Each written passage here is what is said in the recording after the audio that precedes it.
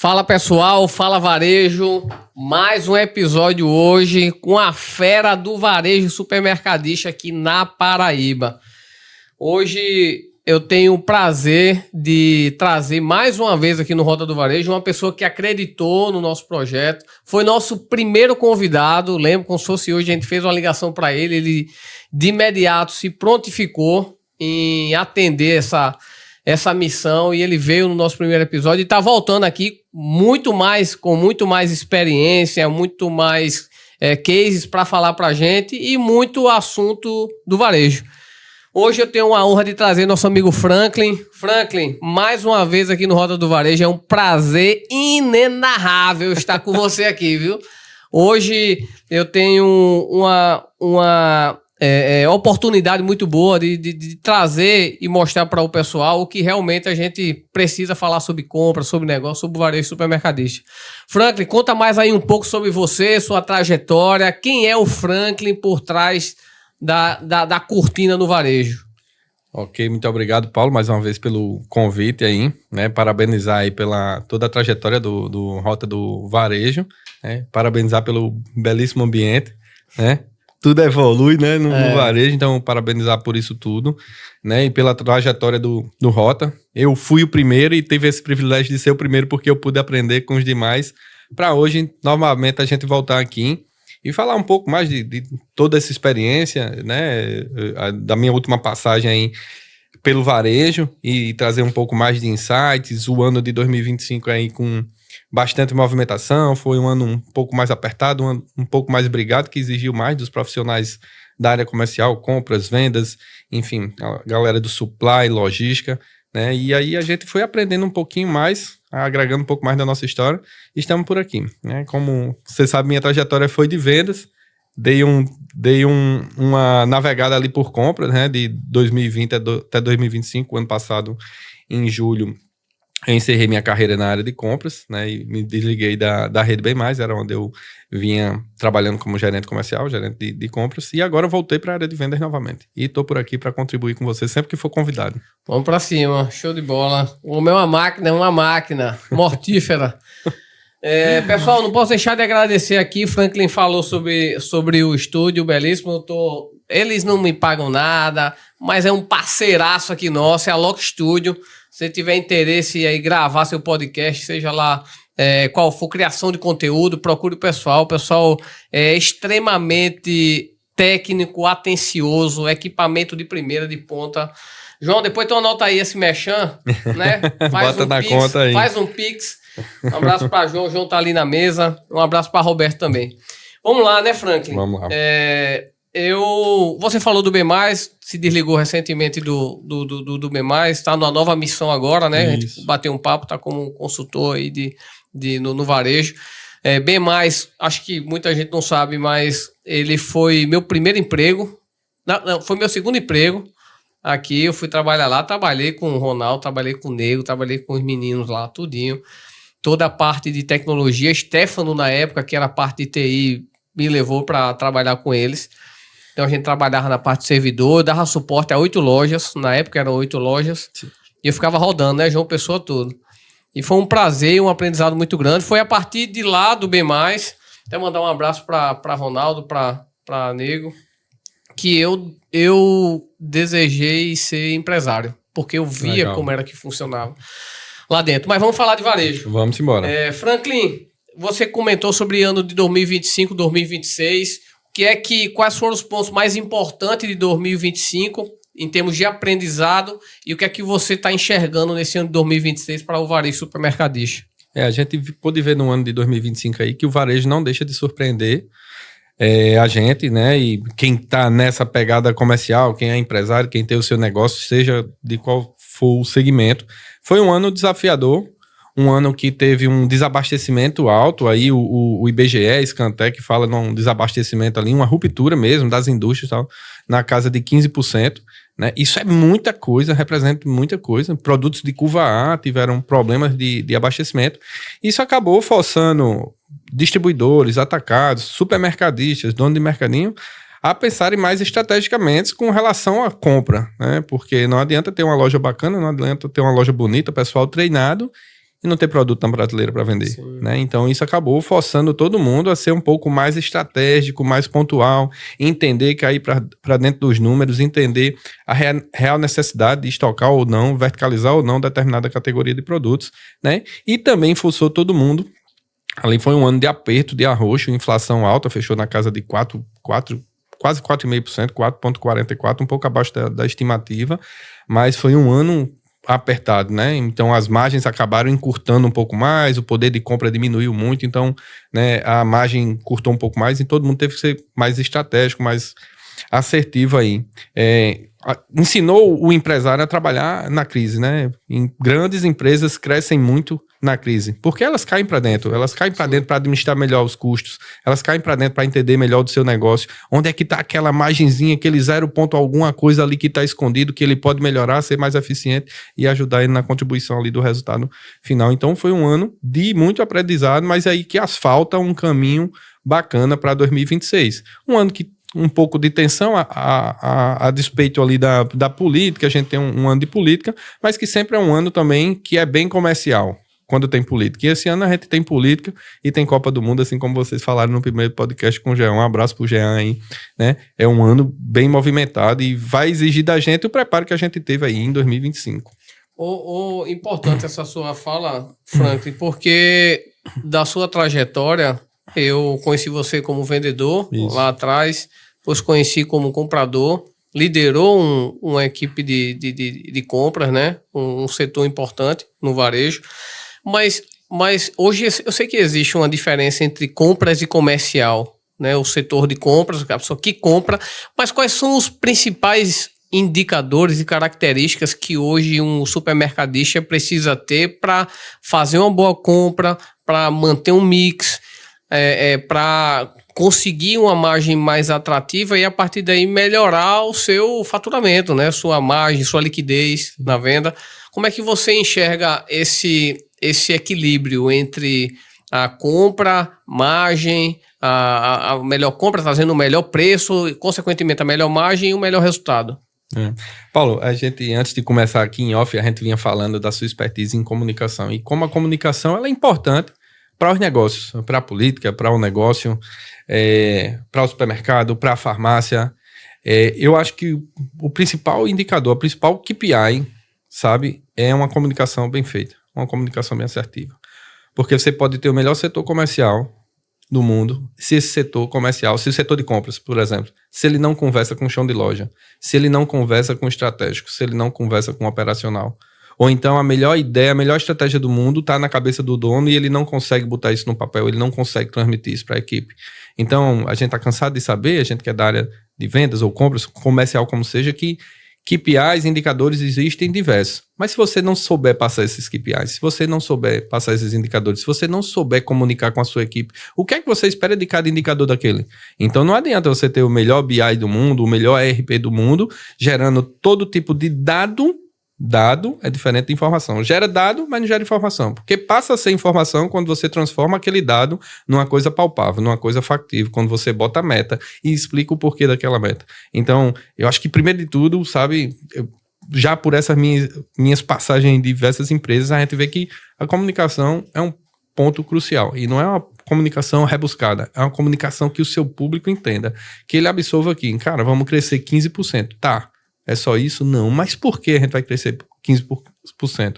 Porque esse 15%, bicho, é o que paga a estrutura. É o que paga a gente se manter aqui, né? E como é que a gente constrói esses 15%? Ah, beleza. A gente vai construir seguindo esse passo a passo. É factível. Não, eu quero dobrar a venda. Beleza, pode ser. É um objetivo, né? A forma que você comunica isso. Não, vamos simplesmente dobrar o resultado.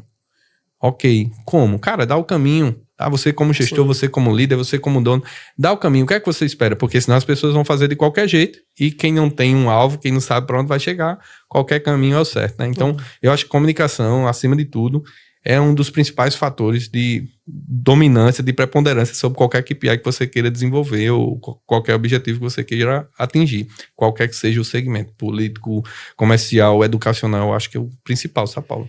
Eu concordo demais com você. Eu nasci na comunicação, né? Na verdade, a minha formação é ciência da computação, mas acabei entrando numa missão de agência, conheci pessoas de relações públicas, designer, e aí foram mais de 20 anos dentro desse ecossistema, até hoje. E hoje, prestando serviço para um supermercado lá no Litoral, que é o Central Supermercado, até mandar um abraço para a dona Adjane, um abraço para seu Marcelo. Foi lá no Central Supermercado que eu conheci Franklin, né? Foi lá mesmo. Foi lá, eu lembro que eu sou assim hoje. Também, para seu Marcelo aí, viu? Hoje a gente presta serviço lá e a gente criou, Franklin, algumas ações lá dentro. A gente criou hoje o que representa o nosso segundo maior faturamento no grupo. Uma ação que a gente chama de Bota Fora. A gente implantou um clube de benefício, hoje que lidera o Litoral Sul da Paraíba, né, com mais de 14 mil pessoas dentro do clube hoje. Isso ajuda a gente a manter um posicionamento que seja diferenciado. É aquilo que você falou, é como você vai comunicar isso. Não é só você... claro que a boa compra, ela gera um resultado, né? Mas de que adianta uma boa compra se você não comunica às pessoas que aquele produto está vendendo? Isso. Então esse é um ponto que, inclusive, recentemente, a gente lá no Central conversou com vários fornecedores, está conversando por conta de uma ação que a gente vai fazer agora de Copa do Mundo, e a gente enfatizou muito isso, que existem produtos deles que estão na prateleira, mas tem uma rotatividade baixa. Cara, vamos trabalhar isso aqui de forma estratégica. Estava comentando com todos eles que eu não acredito mais em parceria entre supermercado, fornecedor, distribuidor, barra indústria, que não seja estratégica. Sim, então, hoje a gente tem um clube de benefício lá que isso ajuda a tomar a decisão do meu fornecedor, da minha indústria. Eu vou pegar esse seu produto, eu vou dizer quem foi que comprou, qual foi o sexo, qual foi a idade, qual foi a região. Isso tudo vai fazer com que você, que é indústria, fornecedor, distribuidor, representante, tenha uma tomada de decisão mais estratégica, né? E corrobora com aquele ponto que você estava dizendo. Então, dito isto, Franklin, existe uma misticidade, um mito no varejo sobre preço de venda e custo. De toda a tua experiência, como é que a gente mensura? Qual é o principal indicador de um bom preço aliado a um custo atrativo para o varejista? Como é que a gente tem essa balança, esse equilíbrio? Sim, claro. Tem um professor meu que costumava dizer que aquilo que tem preço não tem valor e aquilo que tem valor não tem preço.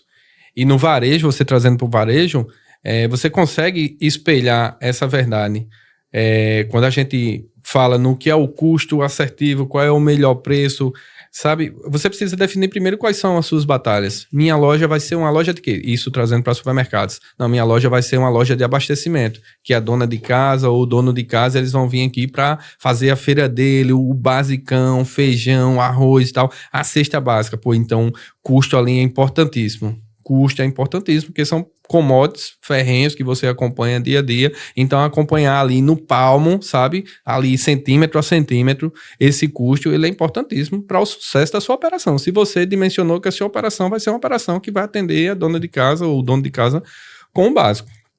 Quando em se tratando de preço, aí também, poxa, qual é a missão da minha loja? A missão da minha loja é vender serviço. Eu quero sim a pessoa que vem para fazer a feira dela, comprar o básico ali também, mas eu quero que ela tenha uma experiência de compras aqui. Eu quero que a pessoa que tá ali, sabe, porque o dinheiro é curtinho e ela aposta na carne moída, mas que ela tem vontade de comer um corte um pouco melhor, ela migre da carne moída ali para, sei lá, um próximo corte, um colchão mole, para daqui a pouco um alcatra. Mas como é que eu vou levar isso para ela sabendo que, sabe, o poder de compra tá mais apertadinho ali? Cara, aí para esses itens eu vou atrás de um custo bacana, mas eu tenho que ter serviço. O meu balcão, o meu açougueiro precisa estar ciente dessa estratégia, que mesmo minha loja sendo de baixo padrão, eu quero vender esse produto para aquele cliente. O açougueiro precisa estar ciente dessa estratégia. Primeiro ele precisa acreditar que é possível que aquela senhoria, nem sempre ela vai comprar 1 quilo de alcatra, mas ela pode comprar 300 gramas, não pode pro jantar? Sim. É uma data especial. O varejo de vizinhança é isso. Você conhece o seu cliente. É uma data especial. É o dia do casamento, o dia do namoro, o aniversário de uma mãe.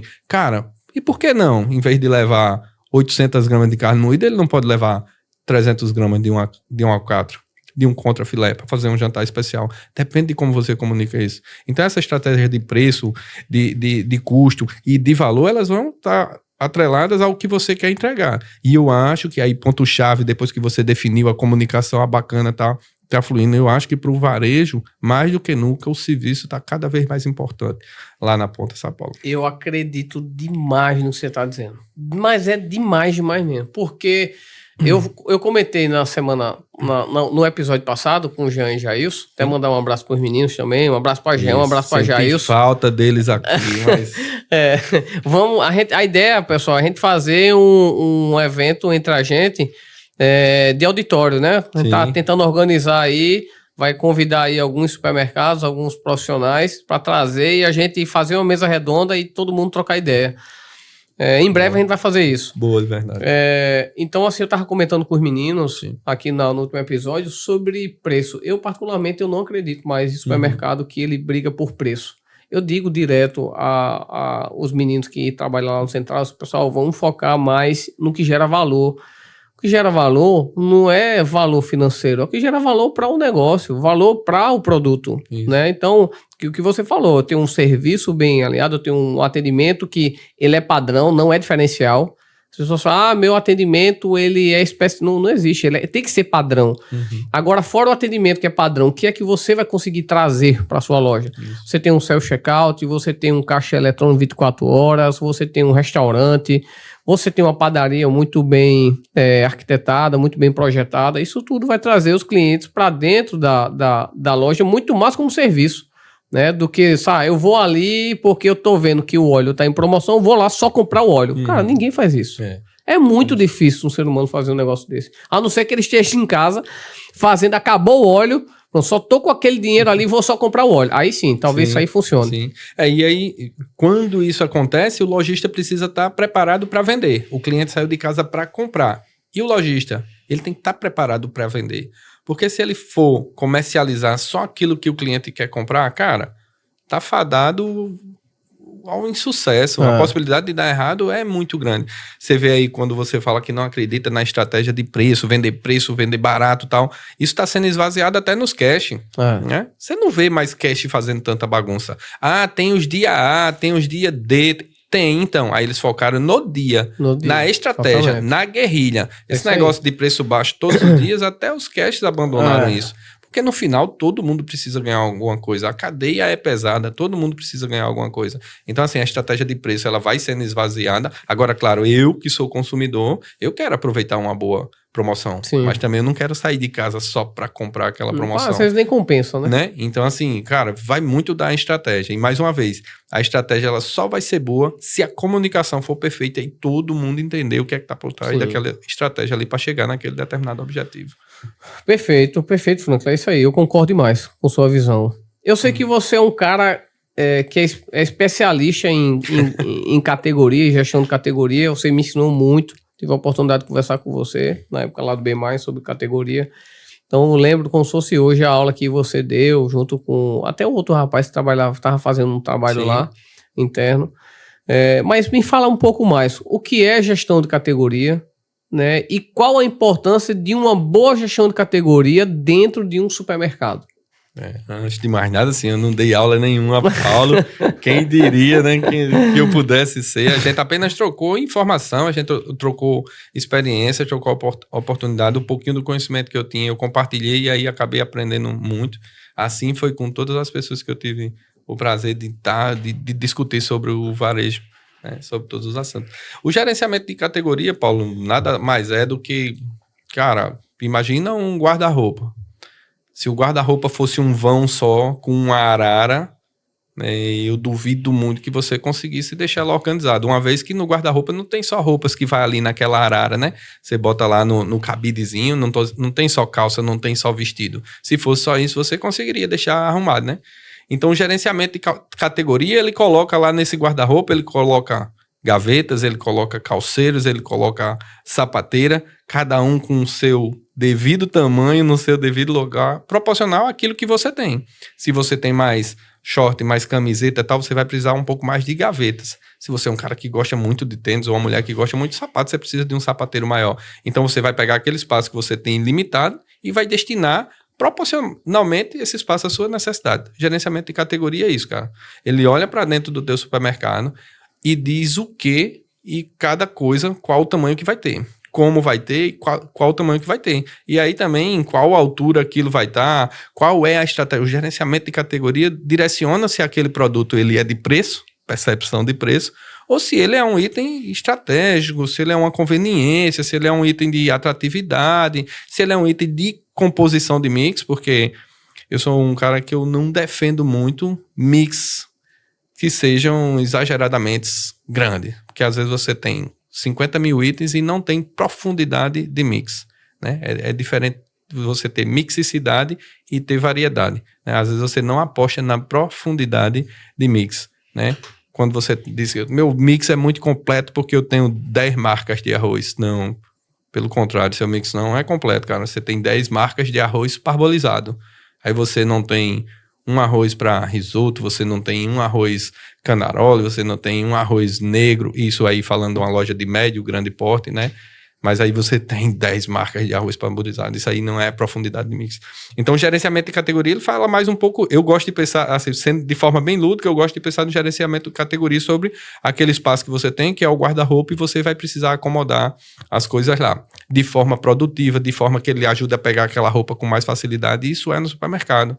Ou como é que eu vou ajudar meu cliente a comprar mais aquilo que ele quer e aquilo que eu quero vender? Então o gerenciamento de categoria vem e ajuda com isso aí. Gerenciar nada mais é pegar os dados, as informações que você tem e transformar aquilo em resultado. Transformar aquilo em impulso de compra, impulso de venda. Então, o gerenciamento é aquilo que você faz com a informação que você tem. Gerenciamento de categoria. O que é que eu faço com o mix que eu tenho? O que é que eu faço com a rentabilidade que esse mix me dá? Aí, para isso, a galera foi lá e deu esse nome bonitinho, GC, gerenciamento de categoria, que nada mais é do que cada coisa no seu lugar, com o seu tamanho, com sua altura, com a sua importância. Deixa eu trazer um assunto importante sobre gestão de categoria aqui, que na verdade não é um assunto, é um exemplo. Tá.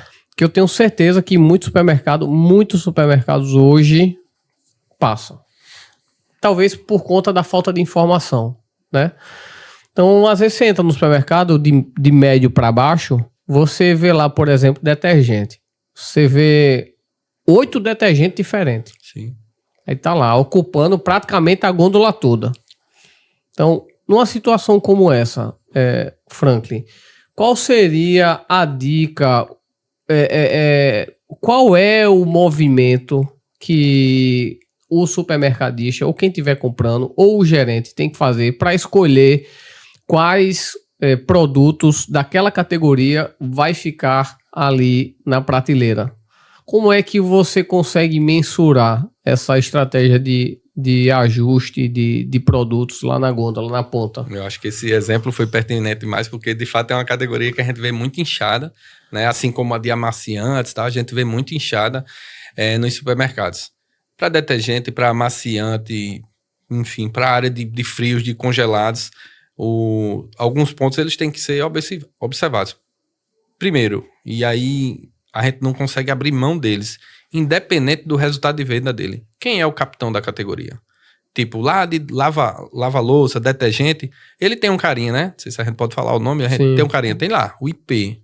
É capitão da categoria. Então, vendendo ou não, esse cara tem que estar lá, porque é ele que vai puxar o cliente para a loja. Ele é aquele item que a dona de casa que ainda não compra ele tem vontade de comprar. Aí você vai lá, no dia que ela vai fazer feira, no final do mês, faz uma oferta nesse cara, no IP. Não passa o mês todo com ele em oferta quando ninguém tem grana para comprar. Cara, Sim. Vai no mês, no dia certo, que é o dia que a galera vai fazer feira. Enfim, voltando. Então, o primeiro ponto é, quem é o capitão de categoria? Eu preciso entender. Beleza, definiu ele tem que estar lá. Se ele vai ser grande ou se ele vai ser pequeno, se ele vai estar na altura dos olhos ou vai estar abaixo, aí é um pouco mais profundo, vem de imagem, vem de rentabilidade, né, do lucro que ele deixa ali no final do negócio. Mas enfim, identificou o capitão de categoria, ele tem que estar lá.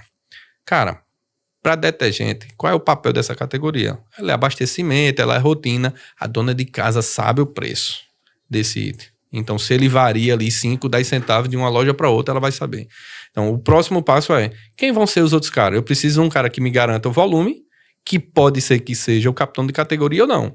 Eu preciso de um cara que garanta o volume, né? E preciso de um cara que me garanta a rentabilidade. 3, suficiente demais. Mas você precisa identificar esses detalhes aí. danoso ainda, você falou que acredita em parcerias com indústria, com distribuidor e tal, quando ela é estratégica, quando ela gera um resultado. Sim. Normalmente, toda a indústria, o distribuidor, vão lhe apresentar um planograma. Execute meu planograma e tal. E, indubitavelmente, no planograma dos caras, eles dão praticamente o mesmo espaço, a mesma quantidade de frentes para todas as fragrâncias, todos os sabores. Sim. Né? Tá na onda agora, né? Com Toguro, sabor. Né? Então, assim, todos os sabores, sabor, né? Todos os sabores de detergente. E aquilo fica igual, poxa, para todo mundo. Mas quando você olha na gôndola, tá lá. Só o IP ou o cara do volume neutro com o buraco. E as outras fragrâncias, os outros sabores todos cheião, abastecido. Ninguém toca naquilo, ninguém pega naquilo. E o seu repositor lá dando pau para abastecer o danado do neutro.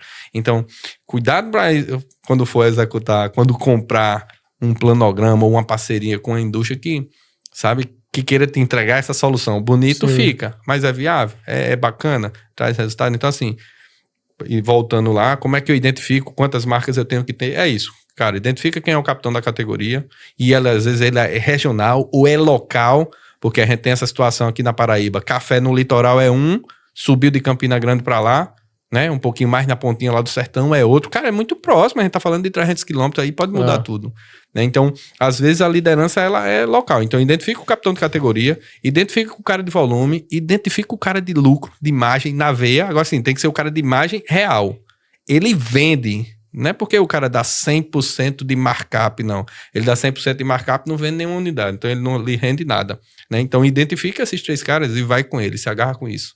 Funciona de verdade. Não, perfeito. Eu vejo isso aí demais no supermercado. Demais, demais. Você vê um determinado produto, água sanitária, por exemplo, detergente, desinfetante, são categorias que geralmente tem muitas opções que ocupa espaço, tá deixando de colocar um outro produto que talvez tenha uma margem agregada melhor. Enfim, não coloca. Você falou um ponto importante que também faz parte da metodologia de gestão de categoria, que é a visibilidade, né? Sim. Então é importante até você enfatizar, mas só dando um adendo aqui para quem não conhece. Tenho certeza que você que é mãe de casa, você já foi no supermercado e seu menininho pequenininho foi lá e pegou aqueles biscoitinho recheado pequenininho que tá lá embaixo. Aquilo é proposital. É ou não é, Franklin? Me fala aí um pouco mais. Fala aí para o pessoal, né, sobre esses pontos aí de olhar de acordo com a visão, em cima, meio, baixo. Fala um pouco mais sobre isso. Rapaz, eu acho que a gente pode trazer aí antes. Eu vou falar como pai. Por exemplo, quando eu vou na loja americana, eu tento deixar meus pirrais fora do caixa. Né? Você vai passar ali naquele papa-fila, bicho, cheio de produto de indulgência, chocolate, salgadinho, snack. É isso, pô, porque tá ali, você vai comprar por impulso. Uma criança, depois que se agarrar com um troço daquele, dificilmente você vai tirar da mão dele, né? Então é isso é estratégico, isso é pensado, isso é neurolinguística, né? O marketing hoje, bicho, a área de marketing entende mais da cabeça do consumidor do que exatamente. Quem compra e de quem vende. Cara, não se engane não. Quem compra e quem vende, se puder, sabe? Cada vez mais se aprofundar mais nas estratégias de marketing, neurolinguística, vai ver o quanto isso é importante e o quanto isso muda resultado. Então, isso fala, a venda fala, o posicionamento das pessoas no varejo fala, né? Por que tá todo mundo numa adegazinha colocando lá uma ilhazinha com queijo, ou um pontozinho com queijo, com salgadinho, com snacks, com a geleia? Por quê? Cara, uma coisa leva a outra. Porque se for para eu vender só o vinho, que às vezes eu tô disputando no preço com o cara, eu vou ganhar quase nada naquele vinho e eu posso dobrar, triplicar a rentabilidade daquela venda se eu vender uma geleia, se eu vender uma tábua de frios. Então isso é proposital. Então, mãe, continue levando seu filho para a feira, porque isso é importante para quem faz um negócio e às vezes é um momento de satisfação, mas tudo que tem lá tem uma estratégia. Assim como o biscoito lá embaixo, eu ainda vejo que supermercadistas, repositores, gerentes de loja, gerente de estratégica, cara, por que os caras não fazem correlato de tirar mancha lá dentro do sabão em pó? Ele quer deixar, aí você pega lá uma pedrinha que tem de uma embalagem rosa, ela tá lá num cantinho, geralmente lá em cima, esquecida. Cara, traz aquilo pra dentro do sabão em pó ali, abre uma janelinha no sabão em pó e bota lá uma caixinha, ela vem numa caixinha de display bem bonitinha, encaixa aquilo lá.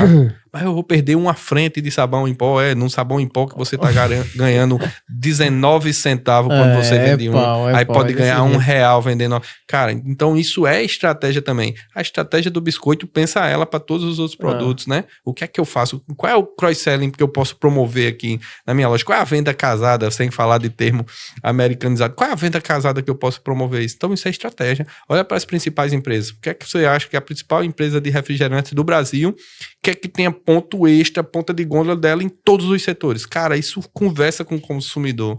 Então, é um pouco disso aí. Isso aí, eu particularmente, além de ser da comunicação, eu acompanho muito o varejo, né? Não só o supermercadista, mas você falou sobre um negócio que eu estava conversando, inclusive, com o meu sócio ontem. Estava conversando com ele e ele falou assim, a gente comentando sobre algum assunto relacionado à minha filha. Aí ele falou assim, sabor de... Aí eu não acredito não, cara, que você falou isso. Cara, veja o que aconteceu. Isso. Uma indústria farmacêutica que trouxe um influenciador por uma puta estratégia e colocou o cara como head de comunicação. Isso. Né? Não é o fato dele ser head de comunicação, é o que a marca CIMED quer trazer com tudo isso. Uhum. Eu tive a oportunidade de fazer um workshop com o Eric Shibata, que Eric é o cara do marketing da CIMED, ele que transformou esse... são duas pessoas que eu gosto demais de branding, né? Que é Eric e a menina da Laje, Ana Couto, eu fiz um curso, o Eric eu fiz um workshop. Legal. Os caras são monstro. Então você vê hoje um rebrand de marca que foi feito com a marca do energético, né? Energético, por isso que é sabor energético. De energético não tem nada. Você também sabe que o produto dele não entra na categoria de energético. Sim. Isso é estratégico por dois motivos. Um, por conta do fiscal que existe, é completamente diferente. A tributação de um energético para a tributação de uma bebida alcoólica. São coisas completamente diferentes. E você sabe que, estrategicamente, usar a força de posicionamento de um influenciador como o Toguro dentro da CIMED é algo totalmente estratégico para eles. Você vê aí, Toguro fez só um exemplo, para a gente voltar aqui para o varejo supermercadista. Fizeram um vídeo tranquilo, brincando lá. Foram 2 bilhões de visualizações. Isso tem um valor gigante. Valor, exatamente. É isso que a gente defende muito, né, no varejo. Cara, isso aqui é caro. Não é uma questão de ser caro, é o quanto isso aqui vai comunicar e vai fazer com que a pessoa entenda que o seu supermercado é diferente, porque ele está sendo visto. Né? Então, aquela regra que é padrão, quem não é visto não é lembrado, isso funciona realmente. Você vê aí a G4, por exemplo, que eu citei, Alfredo, ele defende muito isso, né? Que você tem que aparecer de tudo que é jeito. Você paga para aparecer, você não paga para vender. Então você está pagando para estar aparecendo o tempo todo ali nos canais sociais. Por isso que você vê corte dele o tempo todo, em vários canais, em vários podcasts. Então isso é estratégico. Acho que recentemente teve até um caso, se eu não me engano, de um cara que cometeu um crime, que ele mesmo tirando onda, né? Disse, pô, depois que descobriram que foi eu que cometi esse crime, eu ganhei 10 milhões de seguidores no Instagram. Então, cara, tudo é consumo, tudo é informação, tudo é comunicação, né? Tudo é marketing. Às vezes a ação foi até negativa, mas gera um marketing positivo. Vai depender de como você converte isso. Gera um marketing positivo, né? Então, acho que isso está valendo. Esse ponto é bem delicado, né? Mas deixa eu te fazer uma outra pergunta. Tá. Eu defendo muito uma linha de fazer promoção no dia que tem gente. Sim. Como é que você enxerga isso? A promoção do varejo. Veja, promoção a gente entende que você está fazendo para vender aquele produto. Geralmente é muito comum dos médios e pequenos negócios no varejo fazer promoção para o cliente ir para a loja. Sim.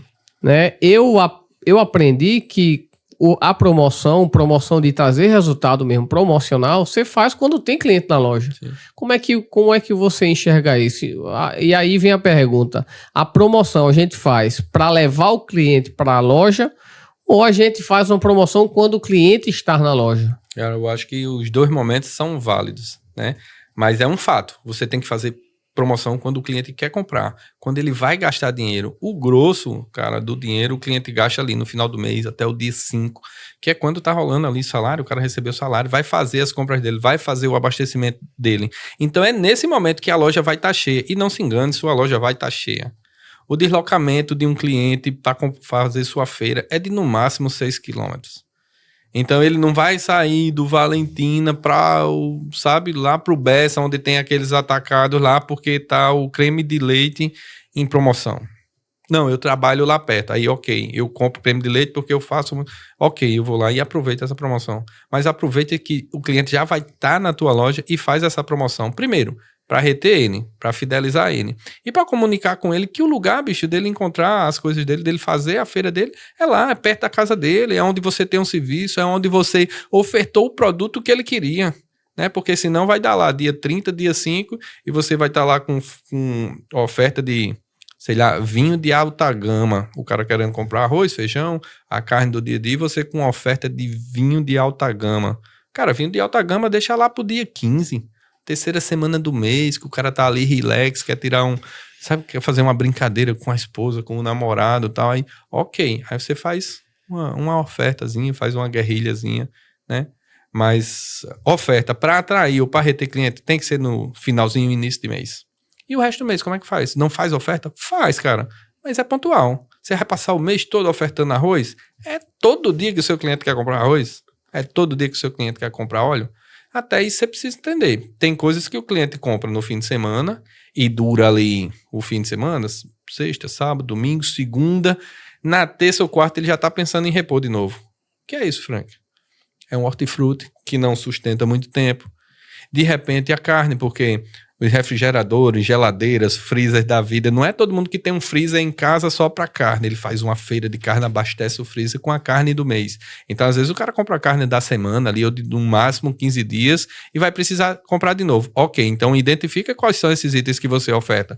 No final do mês, no meio do mês, ou toda semana, dependendo do dia da semana, você vai precisar fazer uma oferta. Na quarta do hortifruti, 100% do hortifruti em oferta. Não.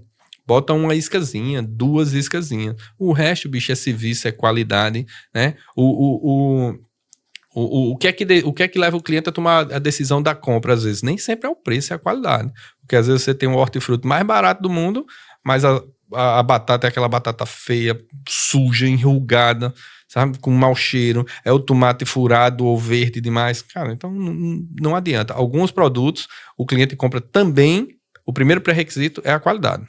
Hortifruti, qualidade é decisivo, cara. Não, mas e o preço? É importante também, mas se não vier acompanhado da qualidade, então não rola. Então, assim, a oferta no início do mês, no final e início do mês, ok, também sou adepto, eu acho que é bacana. E ao longo do mês é estratégico, você também não vai deixar de movimentar a loja, você não vai deixar de comunicar a sua loja, não vai deixar de falar a sua loja. Um pouquinho atrás você falou que quem não é visto não é lembrado. Então eu vou passar o mês sem comunicar com o meu cliente, sem dizer ao meu cliente, vem aqui, essa semana eu tenho isso. Mas até eu tenho isso nessa semana, você precisa entender o que é. No início a gente começou falando de comunicação, de dados, de informação, transformar os dados em informação. O que é que eu vendo em cada semana do mês, em cada dia da semana? Sabe qual é o push daquele produto ali? É em qual dia? Ele se dá em qual semana, em qual dia? Então você precisa entender. Os dados estão ali para isso, cara, que é para você ler, pegar eles, mastigar e transformar aquilo em informação, em resultado. Né? Esse ponto que você falou aí, você falou sobre 2 pontos importantes. O varejo de bairro, que foi um assunto que a gente falou no primeiro episódio, que eu lembro, e eu até vou fazer uma pergunta, anotei aqui, voltando ao que a gente conversou lá atrás, que foi uma visão sua, e o outro ponto que você falou foi sobre hortifruti. Né? Hortifruti, eu sou muito chato para comprar hortifruti, porque eu gosto daquele se eu for comprar um coentro, eu quero verdinho, bonitinho, não quero aquele murcho. Sim. A cebola, eu só gosto daquela cebola que ela é meio marrom, não é aquela branca que Bem tá toda... dourada ali, dourada, né? eu gosto daquela. Se for tomate, eu só gosto de tomate de vez um pouco mais verde. Então, existe essa regra. O que você falou realmente é real. Mas aí eu te pergunto, como é que você enxerga compras hoje de hortifruti? Como é que você enxerga a Ceasa versus fornecedores hoje que são especialistas em entregar produtos de qualidade e tem sua própria logística e deixa cedinho na sua loja? Rapaz, eu gosto muito de falar das coisas fazendo um link com outra coisa que seja do dia a dia. Sim. O dia a dia da dona de casa, por exemplo. Porque se a gente for falar só em termo técnico de compra, talvez a dona de casa, Sim. o dono de casa que esteja vendo a gente não entenda. Mas, por exemplo, poxa, existe médico cardiologista e existe clínico geral. Não é toda hora que você vai para o cardiologista, tem hora que você vai no clínico geral, né? Então, trazendo assim, poxa, é Ceasa ou é especialista? Depende, bicho, qual é a finalidade, né? O Ceasa, normalmente, você vai no grosso, aquilo que, né, o pesadão, a cebola, o tomate e tal, que são os commodities, que é onde você vai ter mais gente vendendo. Se tem mais gente oferecendo o produto, a tendência de preço mais baixo, né, é grande, mas ainda assim pode ser que por conta dessa oferta de preço também a qualidade deixa a desejar. Então, pô, os tomate e salada eu compro na Ceasa. O tomate, aquele tomate bonitão, cereja e tal. Aí eu vou no especialista, no cara que vive isso, que já vende embandejadinho e tal, bacaninho. Inclusive tem uma empresa do Ceará aí que é gigante com esse tipo de coisa. Aí eu compro desse cara. Não, a tangerina, pô, pocã, tal, normal, ele no Ceasa, porque vai ser o item de preço. A tangerina importada, aquela bonitona que a casquinha sai fácil. Que não tem caroço. No especialista. Então, qual é a dor, sabe? Você precisa saber. Você vai no cardiologista quando o problema, sim, né, é cardíaco. Você não vai, eu tô com dor na coluna e eu vou no cardiologista. Ele até vai dizer, ó, toma essa dipirona aqui, se eu na dor, sei lá, mas procura um especialista. É isso que ele vai dizer. Então, assim, você precisa entender qual é a sua dor. Então, a folhagem. Normalmente tem um cara que é especialista nas folhagens e a vantagem desse cara é que ele tem o ano todo, consegue lhe atender o ano todo, e hortifruti, ele não é feito numa fábricazinha, produz agora o coentro, aí sai padrão o ano todo. Não, é natureza, bicho, é tempo. Então ele vai variar de qualidade, de tamanho, de cheiro, ele vai variar. É como o boi no inverno é uma coisa, ele dá um rendimento de carne e no verão dá outra. Então esses produtos que são naturais assim, eles vão variar. Então você precisa ter um cara que lhe atenda o ano todo, que seja especialista. E precisa ter aquele cara também do volume, que você vai lá brigar pelo preço ali, porque é o itemzinho do volume. Então eu acho que os dois conversam bem na sua operação, Ceasa e especialista, fornecedor especialista. Show, maravilha. Franklin, vamos tomar um cafezinho? Agora. Vou preparar um café aqui, volto em 5 segundos, trazendo São Brás, viu? E trago novidades.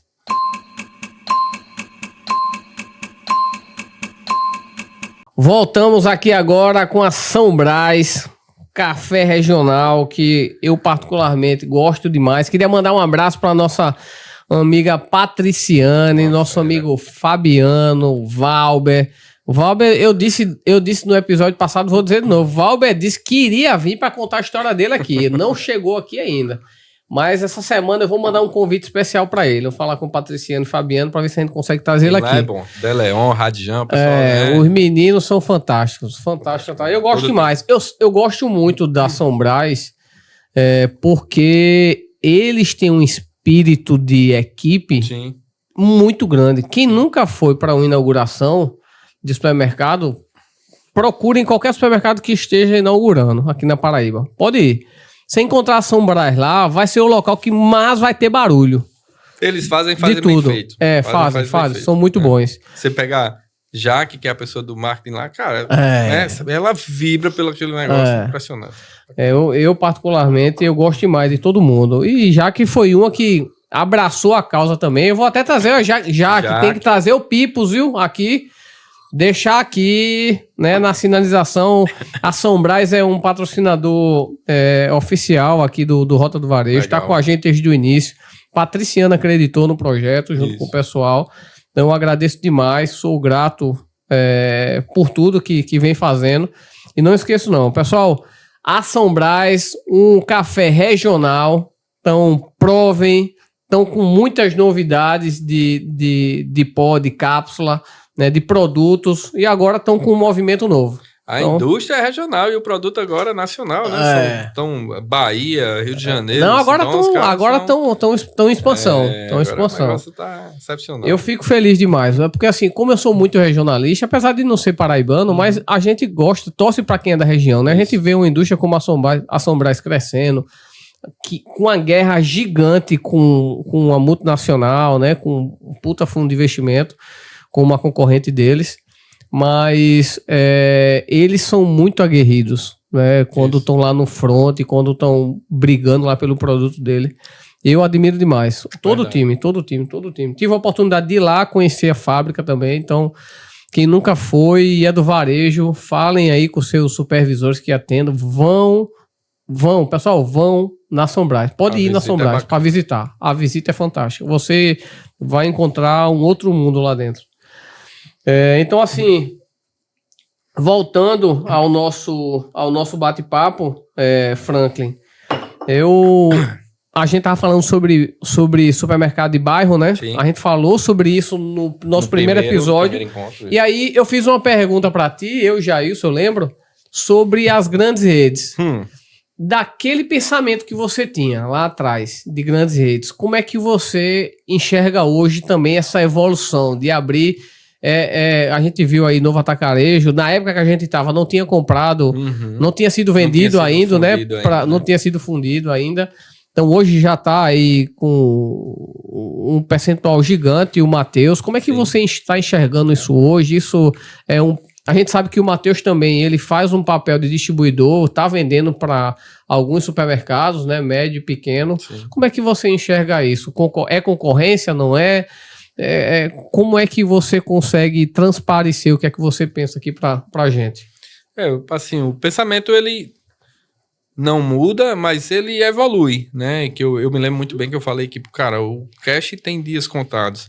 Isso cada vez mais vem se concretizando, né? Como a gente falou ainda há pouco, acabou a estratégia de preço no cash. Ele não vive de vender oferta, ele tem serviço, inclusive o serviço interessante, né? Tem umas oportunidades de melhoria. Hortifruti no cash ainda é complicado. Mas, enfim, eles estão lá se modificando para poder se manter. Os grandes varejistas têm se transformado também. A gente vê grandes players, o Grupo Carrefour, reduzindo a operação, diminuindo a operação, vendendo loja, inclusive, ali para outros regionais, né? Mas sem abandonar de fato o mercado. O que é que eles estão repensando? Repensando a estratégia. O Carrefour era conhecido por hipermercados, lojas gigantescas, e hoje tem a operação mais próxima, lojas mais enxutas. O Carrefour é compacto, ali são lojas pequenininhas, bicho, 200 metros quadrados, mas os caras estão lá, porque tem a bandeira tem um valor de marca, né? A gente vê poxa, falando de Grupo Matheus, ele tá indo pra dentro de condomínio, poxa. Operação de container. O negócio de container começou com empresas iniciantes, com startups ali, né? O Pão de Açúcar também tem uma estrutura. O pão, isso. Lá em São Paulo, né? Lá em São Paulo eu sei que tem muito... Tem o Pão de Açúcar de bairro e em algumas quadras eles trabalham com um minuto Pão de Açúcar. Isso. Porque o grande abastece esse pequeno. Não com a redução de custo de pessoa muito grande, né? Então, assim, essas redes, claro, com todo quantidade de grana que os caras têm de aporte que eles conseguem fazer, eles vão continuar sendo grandes e umas comprando outras ou fundindo para continuar crescendo. Foi o que a gente viu recentemente aí, né? Quando se fala da operação do Novo Matheus, que é a junção do Novo e do Matheus, eles se fundiram para poder estar robusto. Eu não julgo que seja uma concorrência ruim, principalmente porque eles geram muita oportunidade para os varejistas que estão mais próximos deles. A operação do atacado, do cash, por ser muito grande, a possibilidade de erros também é gigante. Quando acerta muito. Quando erra muito. Então o índice de ruptura é grande, a qualidade de produtos manipulados, né, deixa a desejar.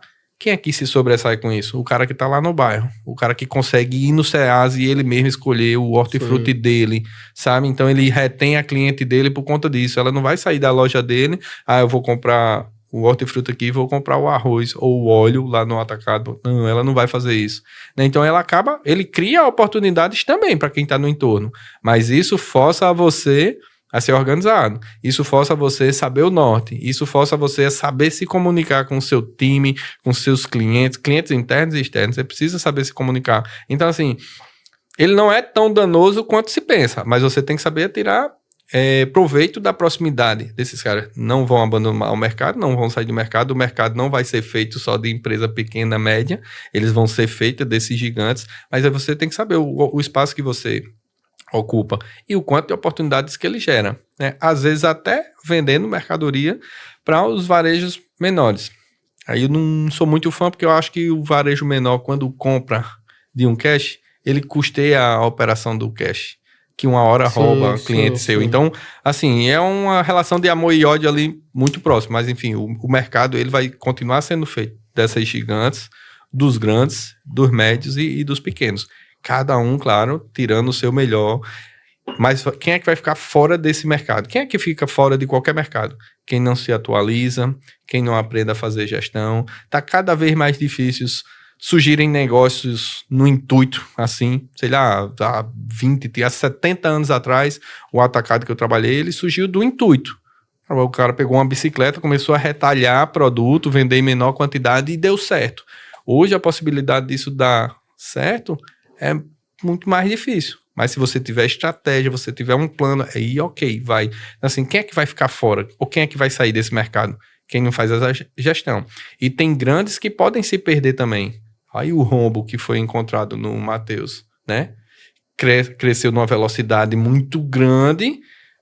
A qual custo? A qual custo o cara abriu loja em todo o Brasil aí, de todo jeito? Tá aí o custo chegou agora, né? A gente viu redes como a Osho, que é uma rede mexicana que veio para o Brasil. A ideia é abrir uma loja a cada X dias no Brasil. Começou em São Paulo. Em toda esquina tem um Osho. Tem um pão, um minuto. E tinha uma, duas lojas do Osho. Estão saindo do mercado. Então, por quê? O crescimento foi muito grande de forma desordenada. Aí você começa, falta de mão de obra, né? Falta de pessoal, mão de obra ali, descontrole de compra, hora tem de mais, hora tem de menos, né? A operação logística é dificultosa, com ou sem CD, a operação logística é dificultosa. Então, assim, o grande, ele gera muita oportunidade e tira também, mas tira principalmente de quem não se organiza, de quem não se prepara. Ô Franklin, falando de grandes redes, como é que tá o Pão de Açúcar hoje? Eu digo Pão de Açúcar porque eu, particularmente, eu sou muito fã do Pão de Açúcar. O Pão de Açúcar, ele tem um programa de benefício que é o Cliente Mais. Sim. O Cliente Mais, ele foi o programa que a gente idealizou para ter o nosso clube de benefício lá no Litoral Sul, lá no Central. Sim. Lá é cliente pontua, mas o Cliente Mais, ele é algo, assim, é surreal. Eu não consigo enxergar hoje o Pão de Açúcar de 5 anos atrás. O que é que, na sua opinião, o que é que pode ter ocorrido com ele? Você vê lojas que não tem mais aquele charme de, sabe, você, eu vou no Pão de Açúcar porque eu vou fazer isso, eu vou encontrar um produto muitas vezes importado, um negócio diferente, um macarrão mais especial, um extrato de tomate um pouco mais orgânico. Sim. Como é que você enxerga isso hoje?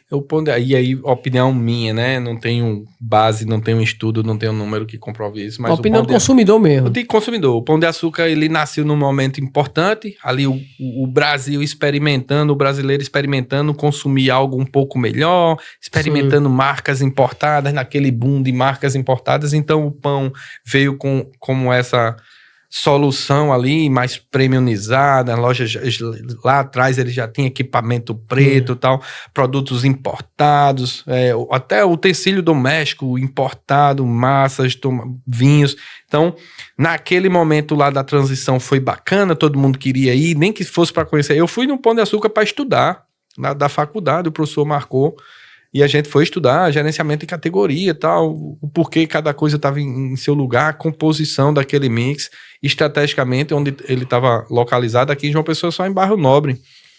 Só que ele congelou nessa estratégia de premiumização, né, ele congelou nessa estratégia. Não viu o cenário mudando, aí a grana ficando um pouco mais curta, o produto importado, o acesso acabou sendo mais fácil, inclusive para quem tinha loja pequena, se você procurar, tem alguma coisa que é importada lá, porque ele tinha produto importado porque ele importava. Ele importava. Só ele importava. Então, só ele tinha. E hoje você tem várias trades, vários distribuidores ou atacados trabalhando com produtos importados. Às vezes tem até uma carteira de produtos, né? Um catálogo de produtos importados. Então, acabou popularizando isso aí. E foi esvaziando esse oxigênio do Pão de Açúcar. Mais uma vez, na minha opinião. E eles não tiveram força nem agilidade para perceber esse movimento. E aí, como é que você sai de uma estratégia premium para trazer isso para um patamar mais popular ou mais para a loja de vizinhança? Tentaram fazer isso com outra bandeira, não deu certo, porque não entendia o cenário, não, aqui no Nordeste, por exemplo, não entendia o cenário, não entendia o gosto do cliente, acabaram não sustentando essa outra bandeira, e tá aí o pão. Ninguém sabe se mantém, ninguém sabe se sai, também. Mas tá lá, não deixa de ser uma grande bandeira, tem um grande empresário por trás, o cara que é uma referência, mas tá fadado aí a não desaparece, mas eu acho que para sobrevivência acaba se fundindo ou repensando a bandeira ou o posicionamento, sabe? Eu particularmente eu gosto demais, assim, o ambiente em si, na época que eu já frequentava, era muito difícil você ver um supermercado com a luz mais quente, mais leve. Sim. Ele já tinha uma música de fundo, né? A climatização é padrão, mas ele já tinha até a jornada do consumidor dentro do Pão de Açúcar, ela é diferente, né? Você que trabalha com gestão de categoria sabe que aquelas categorias ali no neuromarketing faz com que você consiga passar ali, pegar um determinado produto, aí o outro já está combinando, o outro já tem isso. Então existe muito isso. Então assim, eu tenho uma referência de supermercado como o Pão de Açúcar, o máximo é muito grande. Lá em Recife tem um Palato. Sim. Eu já tive a oportunidade de visitar, porque eu gosto de visitar e ver essas tendências, né? Do que está acontecendo. Mas mesmo assim, Pão de Açúcar sempre vai ser Pão de Açúcar. Sim. Mas eu, assim como você, eu também acho que ele talvez tenha dado não sei se o posicionamento, mas a loja às vezes não traz aquele glamour, né, que tinha lá atrás. Sim.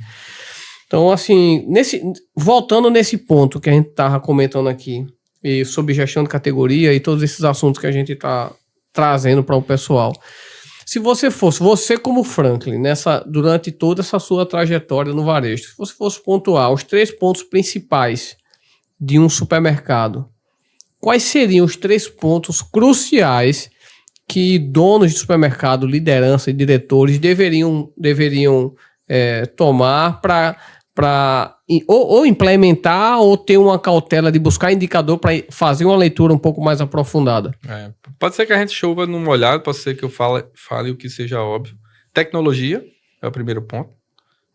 Para gerar informação, para obter informação, para fazer a gestão, para fazer a venda na ponta. Então, tecnologia. E aí eu não vou me aprofundar, porque aí todo mundo... É o básico hoje, né? Não tem como o analógico, calculadorazinha... Não tem como o analógico. Então, tecnologia é um ponto importante. Fornecedores que sejam relativamente... como é que eu posso dizer assim? Que os caras consigam manter o negócio rodando. Que você consiga fazer uma parceria de longo prazo. Então, ajudar os caras a desenvolverem também, os fornecedores a desenvolver, porque isso eu aprendi no B+, com um dos donos lá, com o Nego. Ele disse, cara, não tira o oxigênio do fornecedor, não, porque senão você mata ele. E aí, depois, sem o fornecedor? Então, desenvolver parcerias de longo prazo é importante. E aí, eu acho que mais do que nunca está em voga, e aí eu primeiro, e eu pelo menos, não abro mão disso. Gente, pessoas. Bem-estar, sabe? Cara, você pode ter a maior tecnologia, você pode ter estratégia, sabe? Os melhores parceiros. Se você não tiver gente, não vai. Se você não tiver gente motivada, enganjada, informada, bem selecionada, bem recrutada, o primeiro passo para você ter um bom time, ele começa na seleção. Começa no currículo, de olhar ali os detalhes daquele currículo. E aí eu não estou falando de quantidade de diplomas, não é isso não, sabe? Mas sei lá, por curiosidade, investigar as redes sociais daquela pessoa que você está pretendendo contratar, sabe? O que é que ela quer para o futuro dela, né? Então, indubitavelmente, eu acho que assim, sem abrir mão, em momento nenhum, acho que pessoas é o primeiro pré-requisito para qualquer negócio, de serviço, de produto, de educação, gente, pessoas. Falando em gente, Franklin, como é que a gente falou isso na conversa passada? Claro, foi muito raso, porque a gente acabou entrando em outros assuntos, mas o que está acontecendo hoje dentro do varejo, principalmente em termos de contratação? Por que a gente não vê que está fácil contratar pessoas? Porque vaga tem. Sim. Vaga tem, mas ainda assim as pessoas não querem trabalhar. Principalmente, até comentei, principalmente a galera um pouco mais jovem, né, que é mais do digital, quer ficar mais em casa, essa questão do dinheiro mais fácil, achar que ser influenciador, trabalhar com digital ganhar dinheiro de casa. Como é que você enxerga tudo isso? Cara, assim,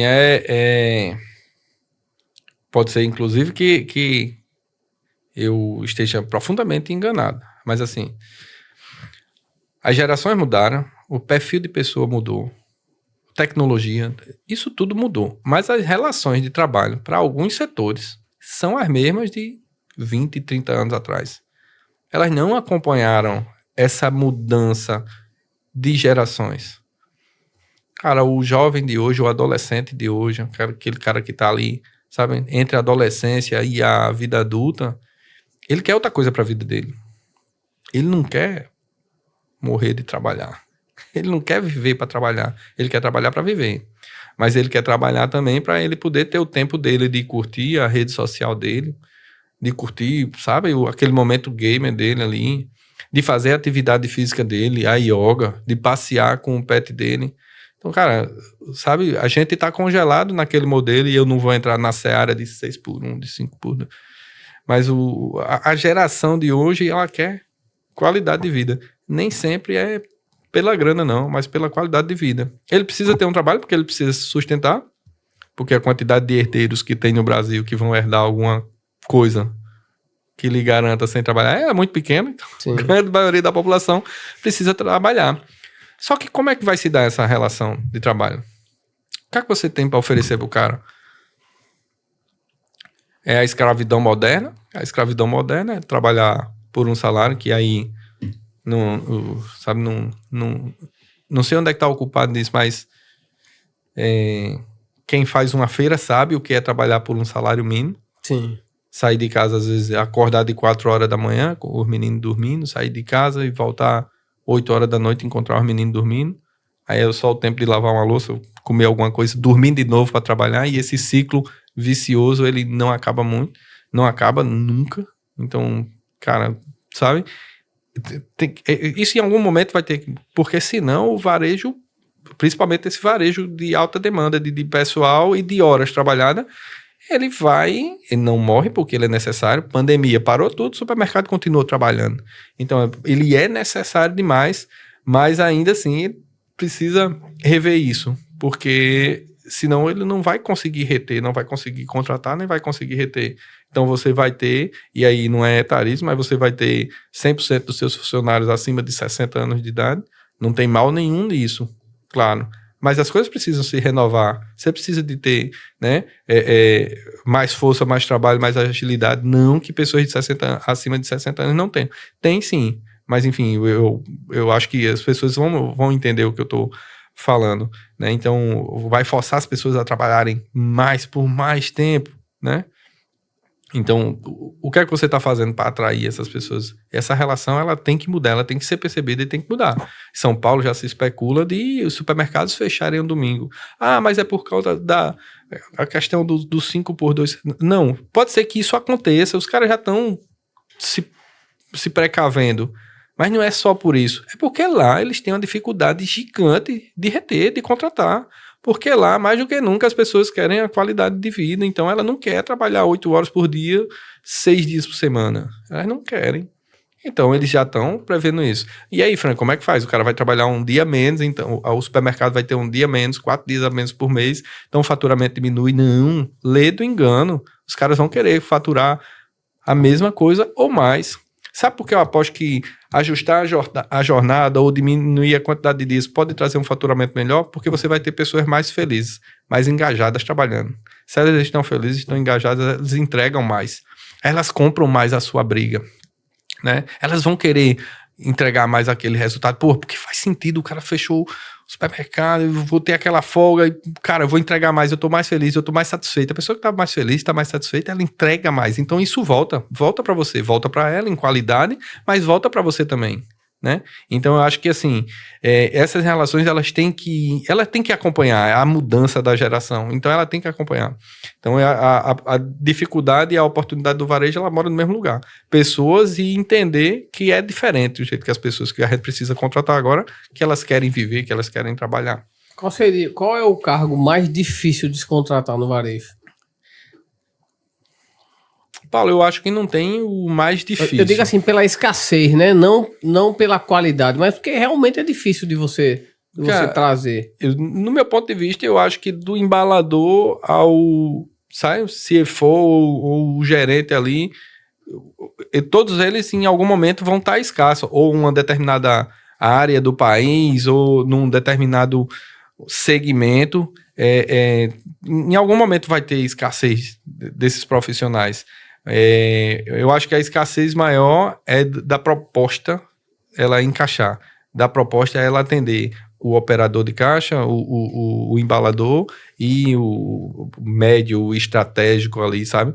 E o operacional. Eu acho que todos esses profissionais, ora tem muito, ora tem pouco, mas vai reter, vai contratar esses caras quem tiver entendendo esse cenário, oferecendo esse cenário mais favorável para todo mundo. Eu acho que não tem um cargo que esteja muito mais difícil, assim, a gente vê distribuidores, atacados falando que tem dificuldade de converter um vendedor num supervisor ou num gerente, e quando você vai entender ali nas entrelinhas, é por quê? Aí você escolheu, eu já fui vendedor de base. Aí o cara pensa lá, eu disse, vou nada, tu vê não, meu supervisor com olheira, esse bicho não dorme não, porque vai pra casa pensando em número, é o dono da distribuidora, o gerente, sabe?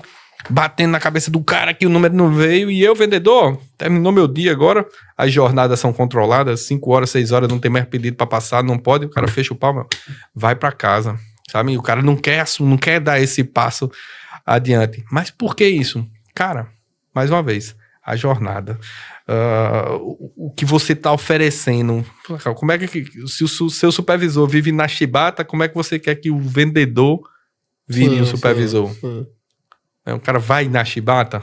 O cara não vai, sabe? É uma questão muito mais voltada para, assim, a cultura da empresa, né? Assim, como é que ela imprime a cultura dela? Como é que ela se posiciona? Justo. Então, esse realmente, bicho, assim, é muito complicado. Muito. Contratar é complicado. Você reter funcionário é complicado. Você treinar funcionário é complicado. Porque o sonho de todo empresário é trazer um cara, pegar um repositor que foi repositor 10 anos, que já sabe o que faz, como faz, o que deve fazer, cumprir hora, não reclamar.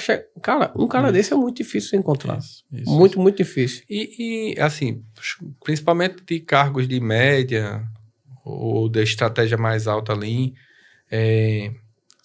eu já acompanhei algumas das empresas que eu passei, você trazer caras que foram VP, vice-presidente de multinacionais, trazer para uma empresa regional, aí a um custo altíssimo, porque o cara, claro, sim, né, ele entregava, ele valia a pena aquele investimento, e 6 meses depois o cara estava fora, porque ele não tinha o fit cultural. Quando você faz esse downgrade, bicho, você tá lá na multinacional e tal, não sei o quê, e você 50 faz 50 pessoas trabalhando para você, gerando relatório, entregando, aí chega aqui o cara, você vai fazer, justo, porra. E a estratégia é outra, o fit é outra, e quando você dá esse passinho atrás, e aí não é por demérito nem nada, mas o cara não consegue se instalar, o cara não consegue absorver aquela cultura. Então, poxa, essa pessoa que eu quero contratar, ela tem um fit cultural da minha empresa, ela se identifica com a minha empresa, né? É isso que eu quero. A rede social lá, o que é que o cara faz quando ninguém tá olhando, né? Ninguém, entre aspas, assim, quando o dono da empresa não tá olhando, quando a pessoa que vai contratar ele não tá olhando, o que é que esse cara faz? Conversa com a minha empresa, né? O gerente, o supervisor, qual é o recado que eu dou pra galera que tá embaixo? Que é satisfatório, ou que é sofrido pra caramba, que eu não durmo, que não sei o quê, né? Qual é a mensagem que eu tô passando pra essa galera? Isso aí É complicado, é complicado. Hoje mesmo eu passei por uma experiência, hoje na empresa eu tive que desligar 2 pessoas. Que acabou prejudicando um cliente pelo um má atendimento. Isso já tinha prejudicado um tempo. Aí eu tentei segurar, melhorar, mas infelizmente não deu. Hoje tive que resolver essa situação. Mas é difícil, é muito difícil, é muito difícil. Então, assim, são coisas que durante a trajetória de vida, né, profissional, você vai aprendendo a falar, aprendendo a escutar, aprendendo a tentar fazer a leitura da pessoa, do seu cliente, do seu empregador, do seu funcionário, da sua liderança, de forma mais estratégica. Eu sei que esse cara é um pouco mais desse jeito, então deixa eu tentar aproveitar esse cara aqui no que ele realmente é bom, ao invés de cobrar ele um negócio que eu sei que ele não vai me entregar. Isso acaba sendo muito ruim, muito ruim. Franklin, a gente tá chegando ao final. Cara, já. Uma pena. Papo muito bom. Fiz uma lista de só uns tópicos aqui pra gente seguir. A gente seguiu praticamente nada. Só peguei ali umas ideias. Você vê, quando o bate-papo é rico, a gente vai entrando no assunto, o assunto gera outro, que gera outro, que gera outro. Isso aí é muito bom. Mas, como de costume agora, nesse novo momento do Rota do Varejo, a gente está fazendo uma pergunta para o nosso convidado. Se você fosse dar uma dica mandar uma frase para todos os supermercados do Brasil, para aquele dono do supermercado, de pequeno a grande liderança, a grandes donos, que mensagem seria essa que você daria? A responsabilidade é grande. É grande. Não tem um remédio que funcione para todo mundo, né? O mesmo remédio não cura a dor de todo mundo. Mas, assim, se eu pudesse deixar uma mensagem, um recado, é que você precisa entender o que é que os seus números estão lhe mostrando ali. Você precisa entender o que é que a postura da sua equipe está lhe mostrando. Ou seja, cara, vai no detalhe, sabe? Vale a pena. Não se conforma com aquele resultado verde melancia, não. É verde por fora e vermelho por dentro, né? Essa eu não sabia, não. Essa daí é nova. Essa daí é nova. Muita gente comemora quando você traz pro supermercado aí. O cara, poxa, o faturamento foi gigante e tal. Com que imagem? Com qual venda? É verde, melancia, né? Qual foi o resultado? Você bateu sua meta de venda, mas seu açougue, que deveria ser o setor mais rentável, tá lá no vermelho com um furo grande, com gente desviando o produto. Então, assim, entende os detalhes do negócio, das pessoas, da estratégia e vai fundo que vale a pena. Bom, show de bola. Essa do verde melancia. Jailson, verde melancia. Margem é um negócio que a gente sempre comenta no varejo, porque o varejo ele já é apertado, né? Supermercado faturou... O supermercado que fatura, vou chutar, 10 milhões... Se a gente for fazer uma regra aí do 70-30 ou do 80-20, o cara gastou quase próximo do que faturou. Sim. Né? De tudo. Sim. De mão de obra, se for de aluguel, de energia, de gente, de tudo de compras de produto. Então, assim, é muito apertada, né? Assim, você tem um supermercado muito, muito, muito saudável, ele deve estar ali no 2, 2,5, mas muito saudável, né? É verdade. Que é o que geralmente... Na última linha. No topado ali, que tem sistema, tem liderança, relatório, reunião todo mês. Cara, controle de quebra. Isso. Mas, na verdade, você pega aí 0,5, chorando. Né? É o detalhe. Entende do detalhe, entende das minúcias, né? Entende daquela postura ficou diferente do teu colaborador, entende dela, vai atrás que tem coisa boa e talvez não tão boa, vai atrás. Franklin falou sobre os 3 pilares na visão dele, e um deles foi a parceria. E eu acho que um bom resultado, ele está muito aliado a uma boa parceria. Você tem fornecedores, indústria, distribuidor, representante, tudo nesse ecossistema que você depende muito deles, né? Assim, não é uma dependência de ó, eu só vendo por conta dele, mas é que uma boa parceria de ambas as partes, um dos dois vai gerar resultado. Eu acho que isso aí é importante para a margem, para a saúde financeira, para o resultado do negócio e para o crescimento e expansão do que a pessoa está pensando, né? Isso. Então esse ponto aí é um ponto importante, fica como chave principal aqui no episódio de hoje. A gente está encerrando mais um Roda do Varejo. Estou feliz demais de trazer Franklin aqui. Uma conversa que foi suave, foi leve. A gente foi entrando em assuntos que os assuntos que ele falava a gente entrava em outro. Mas infelizmente a gente está encerrando. Por mim eu ficava, João já mandou umas 40 mensagens aqui dizendo que acabou. Mas a gente está encerrando, pessoal. Queria mandar um abraço para vocês, mas antes vou abrir aqui para Franklin dar as últimas palavras de agradecimento e a gente faz o fechamento. É isso aí, Paulão. Primeiro, agradecer, né, aí o convite novamente. Inclusive, já tô com a agenda aberta para a gente falar desses pontos que tinha vamos ponto embora. Muito interessante aqui que eu queria, sabe, a gente deveria ter entrado nele, mas eu tô disponível, minha agenda Sim. tá disponível para a gente mandar um abraço para meu amigo Jailson. Não pôde estar conosco hoje, mas, né, eu vejo as mensagens dele, eu vejo as coisas, então é importante. Dar um abraço aí para todos os brasileiros, todos os supermercadistas, todos os empreendedores.